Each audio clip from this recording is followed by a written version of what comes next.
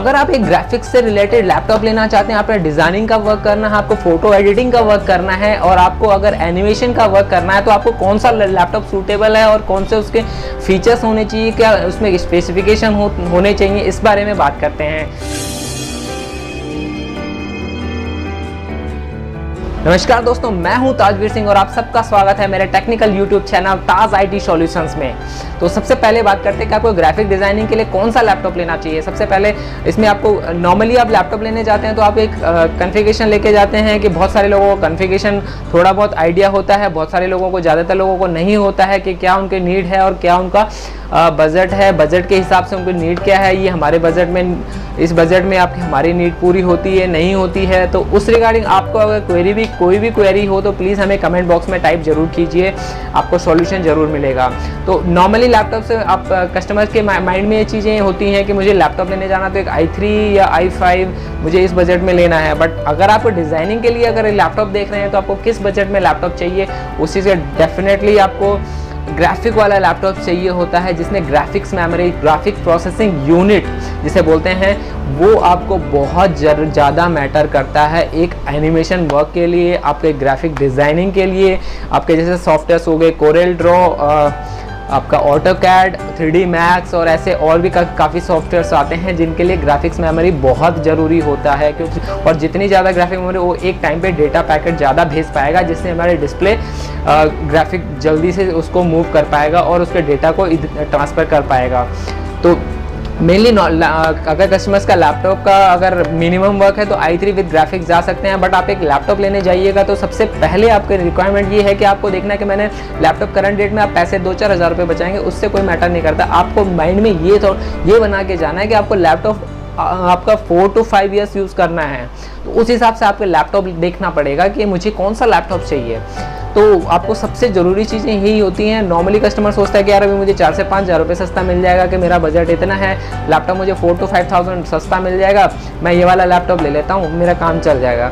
But आपको वो चीज़ तो ज़रूर सोच के जाते हैं, बट आपको आगे 4 to 5 ईयर्स आपको अगर लैपटॉप यूज़ करना है, अगर इन फ्यूचर आपको कोई कमी हो गई उसमें लैपटॉप में, आपको ग्राफिक कार्ड की ज़रूरत है या कोई और चीज़ों की ज़रूरत है, तो वो चीज़ें वहाँ पे तो आप फिर दूसरे लैपटॉप की तरफ जाएंगे कि मुझे दूसरा लैपटॉप चाहिए, इसमें मेरा काम नहीं हो रहा है। तो आपको वही चीज़ें माइंड में सोच के जानी है कि मेरा आपका लैपटॉप का काम पूरा नहीं हो पा रहा है, तो मैं इस लैपटॉप के क्या कॉन्फ़िगरेशन है, आप एक सलाह ले सकते हैं किसी से, आपके जानकार हो।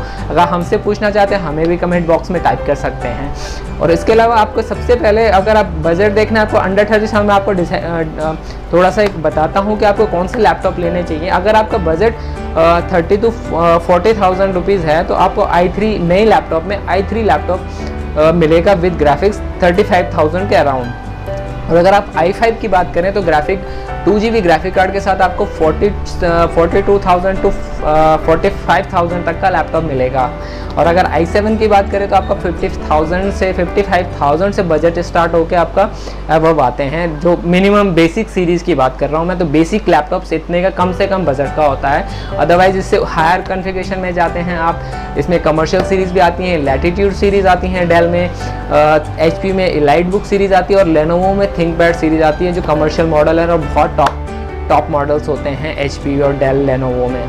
तो थिंकपैड तो आपने सुना होगा, काफ़ी नाम सुना होगा। थिंकपैड का एक सबसे अच्छा लैपटॉप माना जाता है, तो काफ़ी सालों से मार्केट में है, सबसे पुराना मॉडल्स होता है और सबसे आज भी मॉडल्स आ रहे हैं, उसमें नए नए डिज़ाइन आ गए, नए नए मॉडल्स आ गए। तो थिंकपैड भी बहुत अच्छा, सबसे ज़्यादा फेमस मॉडल्स था। तो ऐसे ही बात करते हैं, अगर आपका बजट नए लैपटॉप का तो बता दिया कि इस बजट में होना चाहिए। बट अगर आपको एक पुराना, अगर आपका बजट अंडर 30,000 है और आप सोच रहे हैं कि मुझे एक लैपटॉप चाहिए जिससे मेरा काम चल सके, तो आप उसके लिए एक रिफर्बिश लैपटॉप का आपने नाम सुना होगा। मार्केट में कई तरीके रिफर्बिश लैपटॉप आते हैं, जैसे जो कंपनी से उठाए हुए प्रोडक्ट्स होते हैं कि जैसे कंपनी आपका 3 इयर्स के लिए नए लैपटॉप परचेज करती है, वो 3 ईयर वारंटी एक्सपायर होते ही मार्केट उस लैपटॉप को वापस कंपनी को रिटर्न कर देती है, जो वापस मार्केट में रीसेल होते हैं कम प्राइस में। तो ऐसे ही लैपटॉप के लिए आप, अगर आपको क्वेरी हो इन लैपटॉप से रिगार्डिंग कुछ, तो आप हमें कमेंट बॉक्स में टाइप जरूर कीजिएगा।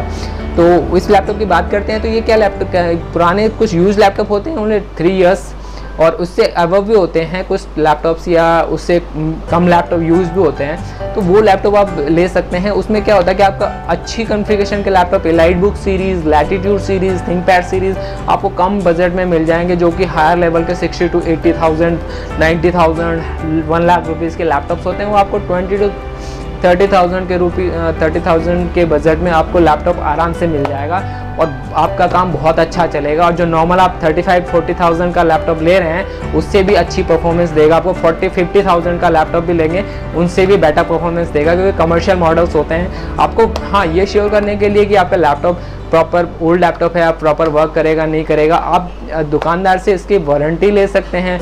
आप वारंटी के लिए डिमांड कर सकते हैं कि मुझे कम से कम इसकी श्योरिटी तो होनी चाहिए कि लैपटॉप चलेगा नहीं चलेगा। ओल्ड लैपटॉप है, बेसिक ऑब्वियसली किसी को ट्रस्ट बहुत कम लोगों को होता है, बट अगर रेफरेंस के थ्रू कोई पर्सन जाता है तो ज़रूर वो लैपटॉप लेता है, वो उसी लैपटॉप है, क्योंकि एक्चुअली ऑलरेडी पुराना रिव्यू देके ही कोई ख़रीदने जाता है उसको, कि किसी ने रिव्यू दिया होता है, कोई रेफरेंस दिया होता है कि आप इस शॉप से ले सकते हैं या आप यहाँ से तो परचेज़ कर सकते हैं, ये लैपटॉप मैं इतने सालों से यूज़ कर रहा हूँ, तो तभी लोग जाते हैं। अदरवाइज़ ओल्ड लैपटॉप पे किसी का ट्रस्ट नहीं बनता इतनी जल्दी। बट मैं सजेस्ट करूँगा आप ले सकते हैं, बट ये है कि आपको शॉप की जो आप जहाँ से भी लेंगे उससे आपको वारंटी ज़रूर लेनी पड़ेगी। 1 मंथ, 2 मंथ, 3 मंथ्स, कम से कम आप 3 मंथ्स की वारंटी तो ज़रूर ले लेंगे तो बहुत अच्छा रहेगा। लैपटॉप आप अच्छे से चेक कर पाएंगे 3 महीने में। और अगर आपका लैपटॉप वैसे तो अगर 1 महीना चल गया तो आपका लैपटॉप बहुत अच्छा लॉन्ग टाइम चलेगा, क्योंकि वो कमर्शियल लैपटॉप बहुत ही अच्छे चलते हैं और बहुत ही अच्छे परफॉर्मेंस देते हैं। तो आपका अगर अंडर 30,000 रुपीज़ का बजट है तो आप रिफर्बिश लैपटॉप की तरफ जा सकते हैं।